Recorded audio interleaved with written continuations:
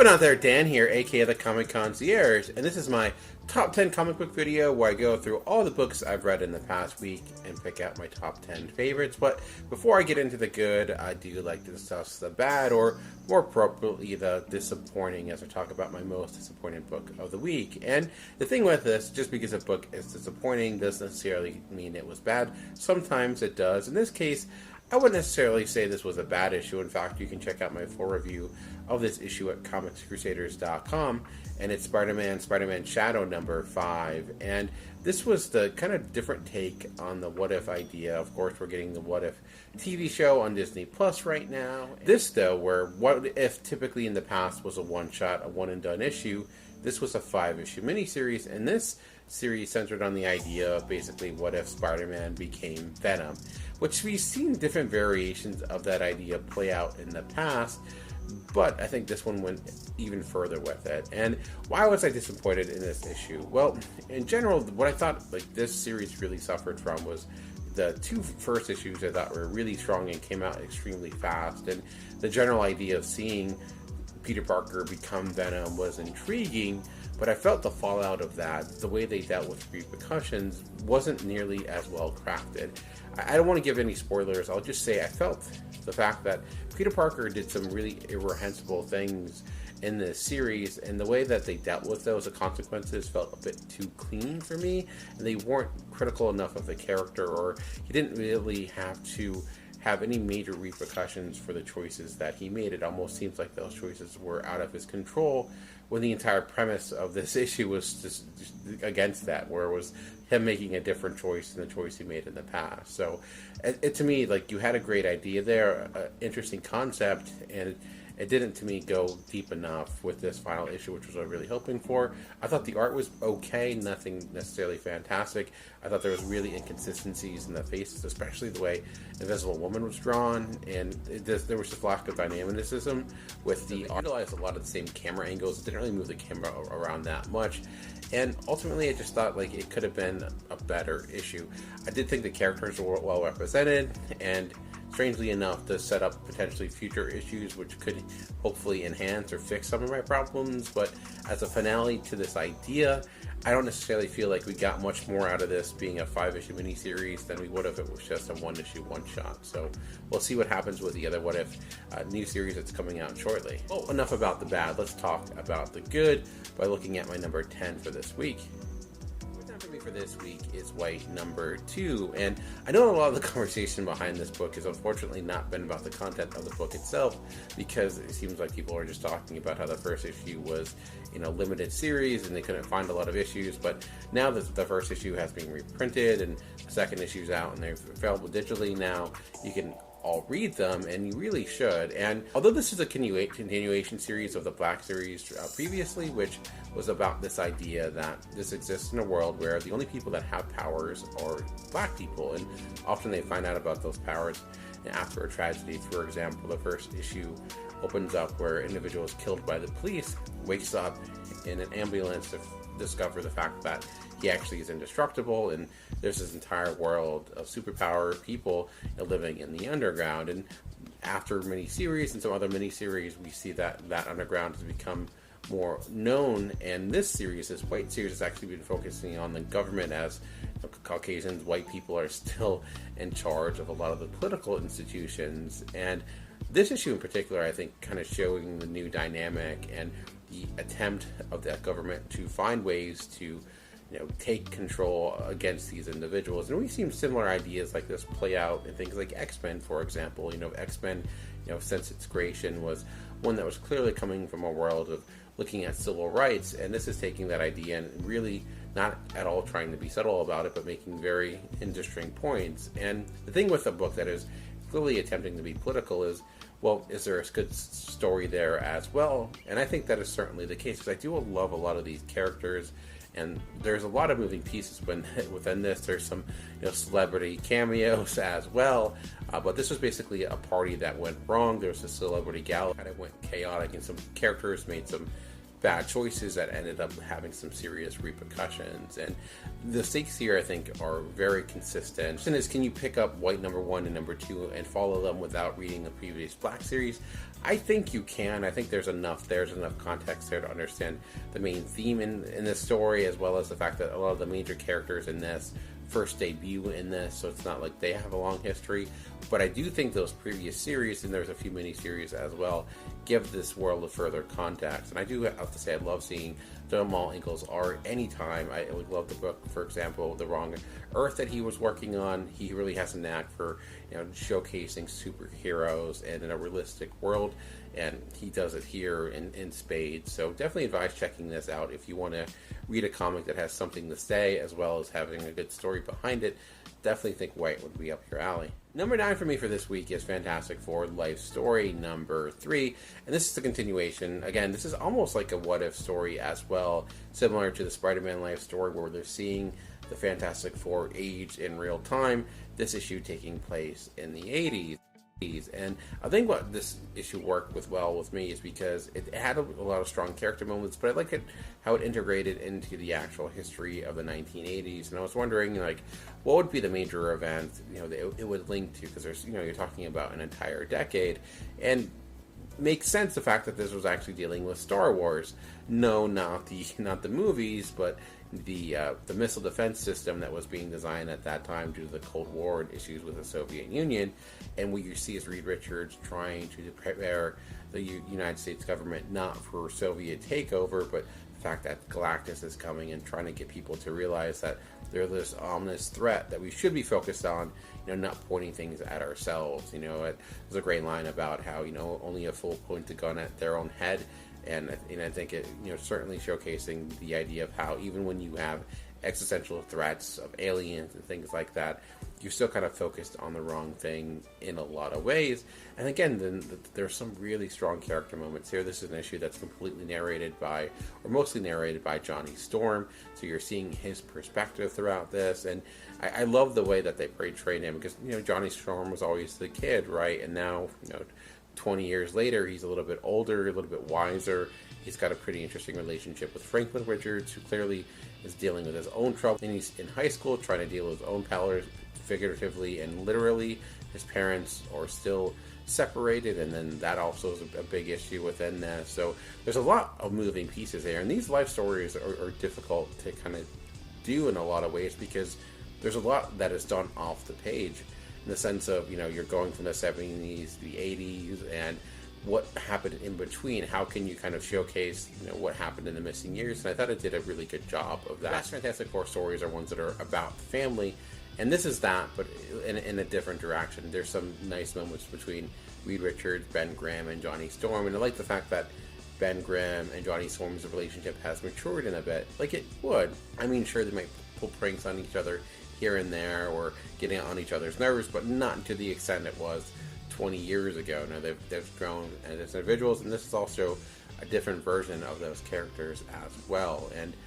And also the ending of this, I did not see coming, and it was actually much more emotional than one would expect. And wondering where this is going to lead us in the 90s and so on, because there's some major ramifications at the end of this issue that are gonna, I think, forever change the Fantastic Four, at least in this world. So if you're a Fantastic Four fan, I definitely would advise checking this out. But even if you're not a Fantastic Four fan, you just like to see, Marvel comics or comics integrated into regular U.S. history or history in general, this might actually intrigue you as well. Number 8 for me for this week is Eve number 4, and I love how much the story has developed and changed throughout these 4 issues.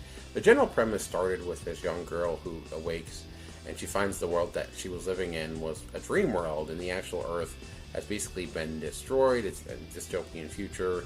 New York is underwater. However, with the help of a robot teddy bear, she's going to kind of go on this journey to potentially find her family and help save the world. It seems well enough, and I thought that her first issue was good, but now 4 issues in, that idea has completely changed. A lot has kind of been added to it and recontextualized just where we were at the beginning. I think it's going to be one of those series that's even better when you kind of reread it to see all the little hints that are there. And this has been a week of really strong familiar bonds between characters, and this one has one as well with kind of a sisterly bond, but a different version of a sister bond. And I don't want to spoil it. I'll just say that we do see two characters really care for one another due to their kind of similar background. And I just thought those moments, taking the time to get the character moments like that, because a lot of times with a book like this, a dystopian journey, it's just go to the next big thing. But this is really taking time to take some breaths, have some good character moments to make those bigger crazy things happen. And there's a really odd and unique touching scene between two characters that have a lot of reason to hate each other, and maybe they do, but they also have this affection for one another. It's, I don't know, and there's an inevitability to the demise that's about to happen, and they're just kind of just sitting together waiting for that to occur, kind of putting things aside. And then, I don't know, it was a rather touching moment that, you know, for this really odd, unique book, was rather effective. So definitely by checking out Eve. I know there's so many different dystopian future books, but this is one of the better ones I've read in some time. Number 7 for me for this week is The 6 Sidekicks of Trigger Keaton, number 3. I talked about some books this week that were more touching and moving and things like that. That's, although it kind of had some moments here and there that might tug on the heartstrings, this is just a really fun, enjoyable book. Chris Schweitzer and Kyle Starks make a fantastic team. I love when they worked on Mars Attacks a few years ago and how much better that book was than it had any business being. And the premise of this story is that Trigger Keaton is like the most annoying action star that was ever created. He was hugely popular, but pretty much anyone who worked with him hated him because he was brash. He was basically a jerk to everyone that he worked with. And one day he's found dead in his trailer. He hung himself, but a lot of the people that previously worked for him actually think that maybe it wasn't suicide, but it was murder. And it's been that has been the mystery that's in the background. That's the mystery that's kind of driving the narrative. But there's been so much else happening, and then there's been really fun character moments. There's been really just kind of outlandish craziness. Like this has a huge bar fight, actually a few bar fights. A lot of these characters are characters with a capital C. You have like the big lumbering guy who loved Trigger Keaton, even though he was treated like garbage. A guy who kind of gave up on acting and became a nurse because of how bad it happened. Someone who's fresher, new into the world, and hasn't been as kind of dehumanized as much as some of the other sidekicks because he just started working with them, and he's actually utilizing some of the kind of detective skills he learned preparing for roles in this mission. And then each week we kind of learn and a new character is added to the fold, and they do a really good job of getting you an idea of who a character is right away. And at the end of the day, it's just really funny and enjoyable. It's never trying to take itself too seriously. The drama is very limited when it is there. It kind of comes and goes. It's a great palate cleanser. There's a lot of books this week that I've read that are pretty serious or pretty dreary. A book like this is one that's going to kind of put a smile on your face and realize that, you know, comics being funny books is not necessarily a bad thing.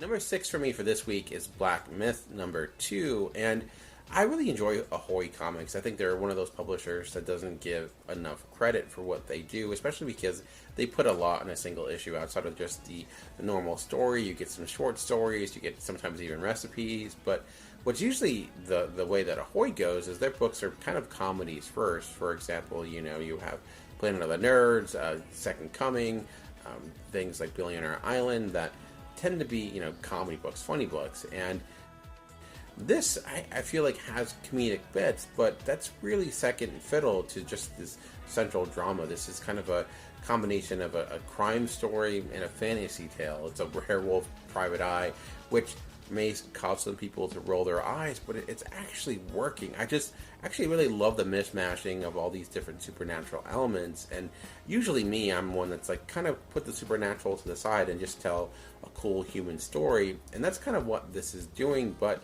in a way by bringing everything in from like a minotaur to potentially vampires, and it's just a fun little world. And I think why it works for me is because of how matter-of-fact it is, in a way where you have a werewolf and you have a minotaur that kind of is almost like a glorified butler in a way. It deals with a lot of infamous myths as well. So if you're really into classic fables or things like that, I think it really would be up your alley. I'm thinking of things like The Extraordinary Gentleman, for example. It has maybe more of a sardonic tone than something like that, and it's not, doesn't have that Alan Moore flair. But if you like seeing like different elements from across literature kind of combined into one story, a lot of these aren't specific characters per se, but I think it has a similar idea of like, let's take things that are typically their own thing and bring them together and see how that works out. And so far, this mystery right now is centering on missing silver bullets, trying to find out what exactly is happening, and kind of like where it leaves off in the end. So I almost just dismissed this book because I looked at the premise thinking like, I don't know if this is going to work for me, but I'm really glad I stuck with it because 2 issues in, I'm really enjoying this. Number 5 for me for this week is Daredevil number 33. Ever since Marco Cicchetto and Chip Zdarsky have taken over this title, 33 issues ago, it's been one of my favorite titles from Marvel in all of comics. Not every arc, not every issue has worked for me, but more often than not, it's been one of my favorite books of the week. And looking at this issue, looking at it on paper, I would think this would be a really dumb issue, and maybe some of the stuff in here is pretty dumb. But just because it's dumb doesn't mean it can't work or can't be fun. It does seem like some of the worst things of the 90s coming back to haunt us, involving the character of Bullseye. Don't want to spoil it, I'll just say that, he's become a bigger threat than ever before. And that's why I think it kind of works, because, Elektra, who's now Daredevil, again, I think that shouldn't work, but is... To me, you feel how much of a threat this has become. Like, the fact that it's like, oh, things are getting scary. Like, how do you get through this? The stakes have quickly been raised. I love how she got out of it. Like, how she was able to make a choice where, like, okay, I'm not able to win this fight.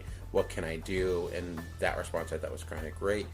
And there's also some other characters that have been prominent figures within this run coming back. And I love where it leaves off. We'll just see Daredevil in a very peculiar situation, and that has me kind of intrigued moving forward. So again, like, looking at this comic on paper, like, Elektra as Daredevil, Bullseye, and what happens to him, even the ending, I'm like, this is going to be one bad issue, but it all comes down to execution. And again, Marco Cicchetto, I love the way he displays this world. I often really love his action sequences to make things really big and dynamic, and there's some action here, but especially in the beginning. But outside of that, it's much more of a character piece.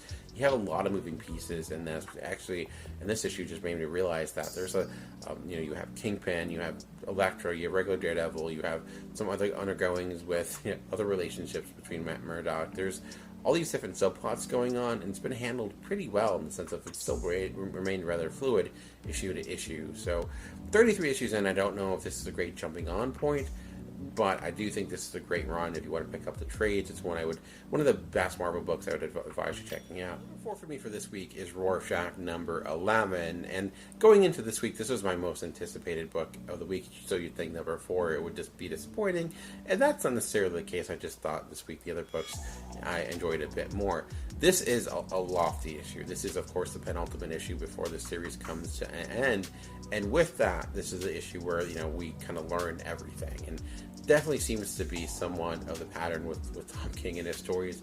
Typically the 10th or the 11th issue is when everything comes to a head, and we kind of then see the fallout with the next issue. But I love the way this issue is crafted. It's not the best issue of the series thus far, in the sense of how it kind of lays out its pages, but there's some really great moments in the sense of you have basically this detective looking at what happened and having a conversation with himself, but also conversation with the characters that he's also hunting or trying to determine what happened to them.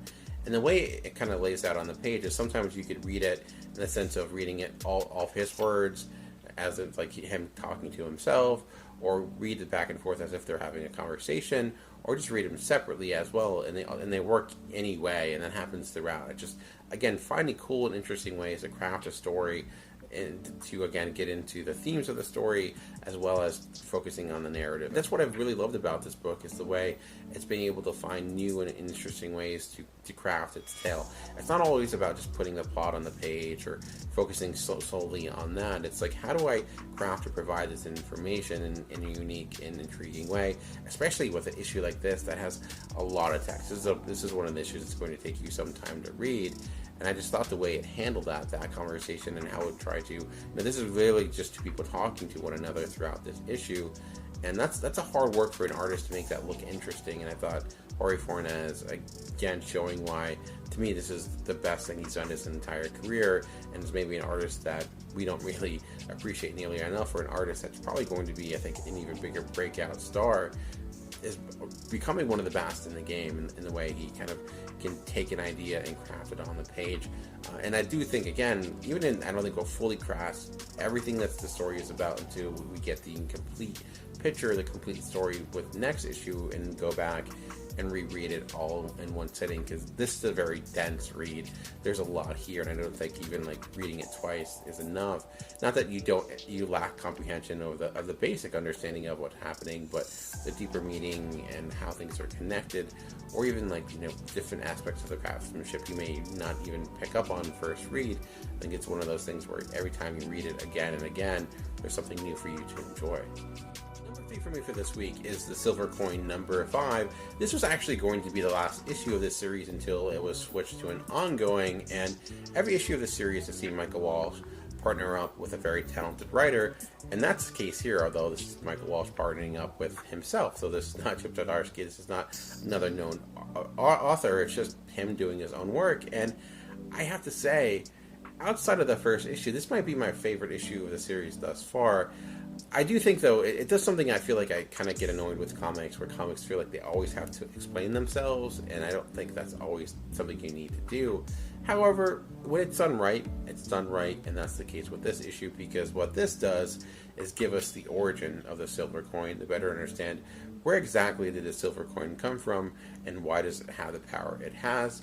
That's all revealed in this issue, taking us back to early English settlements, where, you know, of course, you had things like this doesn't have the Salem witch trials, but it has a very similar feel to that. And it actually reminded me a lot of that movie a few years ago, The Witch, that, you know, was very authentic to the time. This isn't to that level. Like, this is not like they're speaking Old English, but I do feel like it has this very similar tone. It also utilizes the goat in a very, very creepy way, and what you see is basically, you know, people trying to take out this witch, and how she feels betrayed by one of her friends, and what that leads to, kind of your classic story of betrayal, and how that sin can carry through generation to generation to generation. And that's, you know, happening here. This could have easily been the final issue of the series, and it would put a nice bow on it, but I am excited we're going to get more. And I think it also shows that Michael Walsh, as a writer, doesn't necessarily need other writers. He's just as good by himself as he is with someone more notable. I know that probably is going to give him more attention if you can attach a name to something.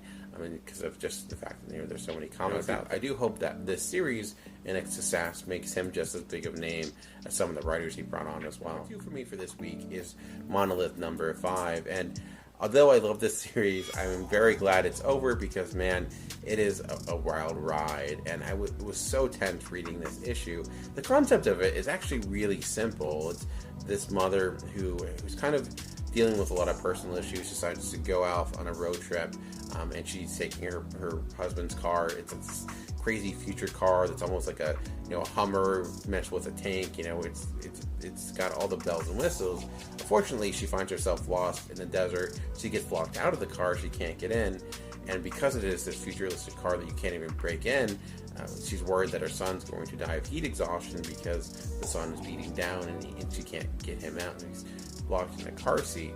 And it's been basically this white knuckle ride for the last few issues of just seeing her try to get into this car. And this is the king of showing and not telling. With Rorschach, that was a book I think you could probably argue that was more tell, not show, just with how many words were on the page. But this, like, if you probably, would barely get to double digits, with the amount of words you'll read this issue, it was also beautiful art, had a very painterly quality to it. Last issue actually incorporated a lot of different styles because he was bitten by a snake. This doesn't have that touch, but in the sense of just how successful it was at ending this story, because this is also the final issue, I thought was also really powerful, because there's such a great small moment at the end of it that tells you so much. It's just involves a picture, it's all I'll say, and it helps, I think, resolve a lot of the plot constructs that came in the first issue, where you saw her kind of dealing with a lot of mental anguish, and she just seemed like a lost individual. And what I think you see by the end is where that could lead to. I don't want to spoil anything, just say that it has a very distinct resolution both internally and externally. So a book I'd highly advise checking from Magnetic Press. It's hard to probably get a physical copy, but it is available on Comixology Unlimited. And Magnetic Press, it just takes a lot of foreign comics or non-English speaking comics and translates them, and they've been doing a fantastic job of finding great comics to shine a light on. Now, this may be one of my favorites that I put out this year. Number one for me for this week is Bitterroot number 15, and it might sound weird since this is a book that actually has won Eisners and been nominated for Eisners, but I don't think we appreciate just how great this series is nearly enough. I don't think we talk about it nearly enough. I don't know why that is, but it's supremely underappreciated, I think, in the comic book world. And it's this unique story that takes place in the 1920s Harlem, where you have this family that fights off these, different monster creatures. And this series, arc has actually seen them kind of go back in time between different timelines, and this brings everything to a head. Is actually this 15th issue is the kind of the finale of this entire story that's been building since issue 1. So not necessarily a great point to jump on.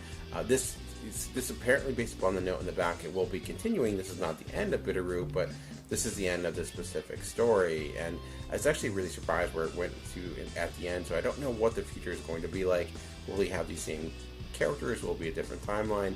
I'm not sure, but this was a week where there was a lot of books that had an emotional wall for one reason or another, but none came close to Bitterroot, and it wasn't because of a certain character death or character living or anything like that. It was the message, and I think this has a very important message that is vital for our times. And with that word Bitterroot, that idea of bitterness and the toxicity that can exist within a culture and in a world, and how exactly you fight that, and how it can't be fought with anger, and it can't be fought necessarily with violence, but how do you cure something like that? And they're fighting basically these evil trees, which may not seem like the most exciting things, but it's what it means and what it's trying to represent. And it also with fantastic art by Sanford Green.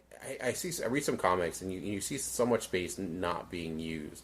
That is never the case with Bitterroot. Every inch of every page is utilized in some way. There's so much color on the page, and it also utilizes a lot of textures, and you almost see ink splashes on the page that just give it so much life. And it's just, I love his designs, his characters. To me, you just see the character and you have an idea of the personality right away. It's great at that. There's so much unique art style within this series. Some of the best comics that are being published right now, either Image and in general. I do think Bitterroot needs to be in that conversation as one of the best. I don't know when it's coming back. I'll be waiting with bated breath to see it return. Like I said, if it were to end here, I think it would be fine because it is a fitting ending. I don't expect this to be my favorite book of the week, but it was one of those things. But by the end of it, it was an easy choice for me. But I was curious though. What are your favorite books of the week? What did you read? Let me know in the comment section below. I know that there are a ton of different comic book channels out there, so I appreciate any view, any comment. Thank you for any of that. Just remember that comics are for everyone. The key is finding a right one. Until next time, keep reading.